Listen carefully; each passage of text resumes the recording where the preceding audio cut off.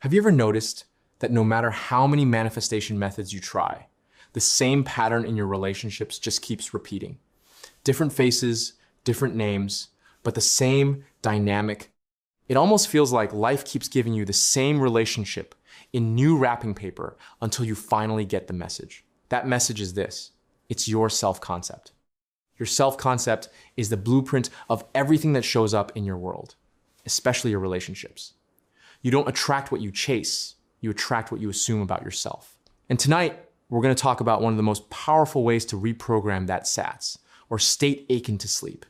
The reason SATS works so powerfully for manifesting relationships is because it speaks directly to your subconscious. When you're drowsy, your conscious mind is no longer standing guard with doubts, overthinking, and conditions. Your subconscious, the creative center of your reality, becomes open, receptive, and ready to accept new assumptions as truth. Now, here's the thing people don't realize. SATS is not about trying to control someone else or making a specific person appear out of thin air. It's about slipping into the version of you who already is the person in that fulfilling relationship. The one who is loved, desired, and respected, not because they convinced anyone of it, but because that's just who they are. See, you don't manifest the relationship. You manifest yourself as the version who naturally has it. When you get that part right, the relationship happens as a side effect automatically, naturally, without you trying to force anything. The reason most people fail with SATS isn't because it's complicated. It's because they try to make it a technique when it's really an identity shift. They lie in bed and repeat affirmations mechanically, hoping to trick the universe into giving them something. That's not what SATS is. SATS is the process of becoming. Imagine this. You're lying in bed, lights off, your body's starting to relax. You're no longer scrolling or thinking about messages that didn't come. This is your time, your creative space. As your body relaxes, your mind starts to wander. This is where you build your world, not by forcing yourself to see anything, but by gently feeling the version of you who lives the life you want. Let's say you want to manifest a loving, secure relationship. In the state akin to sleep, you don't visualize the process of getting it. You feel yourself already being in it. Maybe it's a normal evening. You're on the couch and your partner just hugged you from behind. You can feel their warmth, their energy, the peace in that moment. Maybe you hear them say something that affirms what you already know deep down, that you are loved, safe, and chosen. You don't need vivid details. You need the feeling of it being done, that naturalness. It should feel so real that it's almost boring, like something you've experienced for years. That's the secret Neville Goddard was trying to show people. If your scene feels too big, too unbelievable, tone it down until it feels normal. When it feels natural, your subconscious accepts it as fact. Here's the shift most people miss. You are not making anything happen. You are being the one in whom it's already happened. You don't go to sleep to make it come true. You go to sleep knowing it already is. That's when your outer world starts bending around this new identity. Your self-concept, what you believe you are, silently teaches the world how to treat you. Think about it. If you truly saw yourself as someone who is loved unconditionally and respected deeply, would you chase, overthink, and doubt? No. You just exist in a calm certainty. People who operate from that self-concept don't ask, how do I make them love me? They radiate love effortlessly. They treat themselves the way someone loved would be treated. And naturally, the world mirrors that back. That's why SATS is not about getting, it's about being. When you lie down tonight, don't go into it with the energy of effort. You're not trying to force a manifestation to happen. You're simply slipping into your real self, the one who already has everything they desire. Now, I know some of you might be thinking, but how do I know if I'm doing it right? The truth is, you'll feel it. You'll sense a gentle shift inside, a relaxation into knowing that's the moment it clicks. It's not fireworks, it's peace.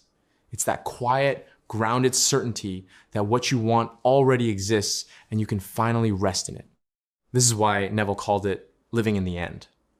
You don't live on the way to your desire. You live from the end, as if it's already real. And the beautiful part is this: The more you practice this nightly, the more it rewires your self-concept automatically. You'll wake up feeling slightly different.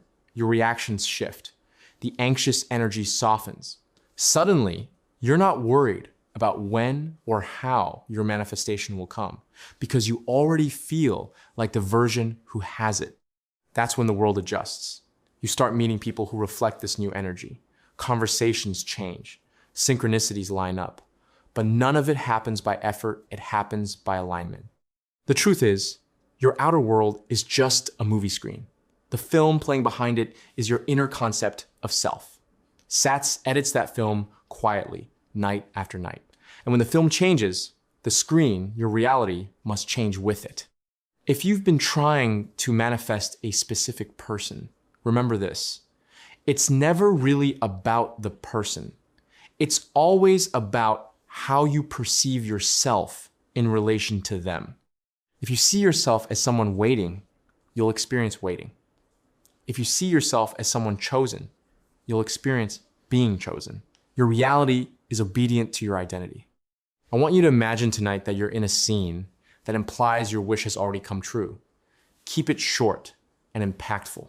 Maybe you're lying next to your person, feeling their presence beside you, hearing them say, "I love you." Or maybe you're walking hand in hand, feeling that deep comfort only true connection brings. Then, instead of forcing the image, just relax into it. Let it play naturally for a moment or two. Feel the emotion. And when the drowsiness comes, let yourself drift off with that feeling. That's it. You've planted the seed. Now here's what's fascinating. You don't need to do it for hours or obsess daily. Even one good session in the right state is more powerful than weeks of forced affirmations. Because your subconscious doesn't respond to words, it responds to feeling. Your self-concept becomes dominant when you emotionally accept something as true, not when you logically repeat it. So tonight, before you go to sleep, instead of checking your phone or worrying about someone's behavior, use that in-between space to become.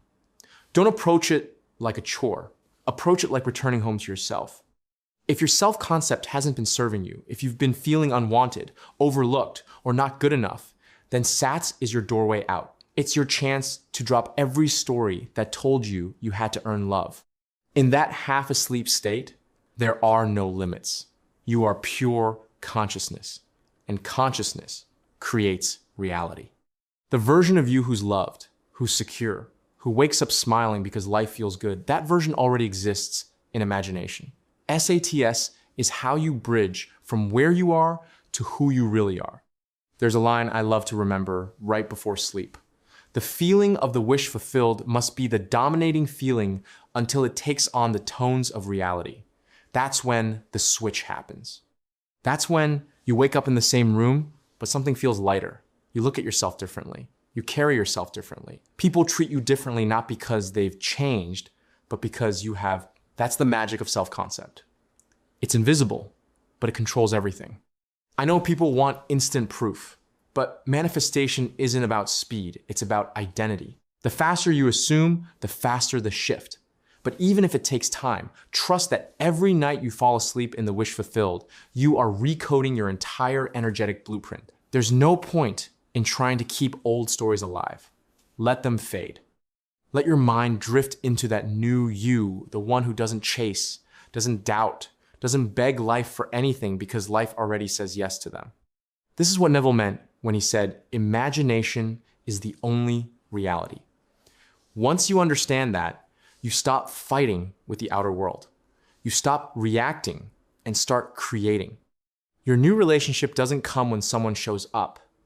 It begins the moment you accept yourself as the version who already has it.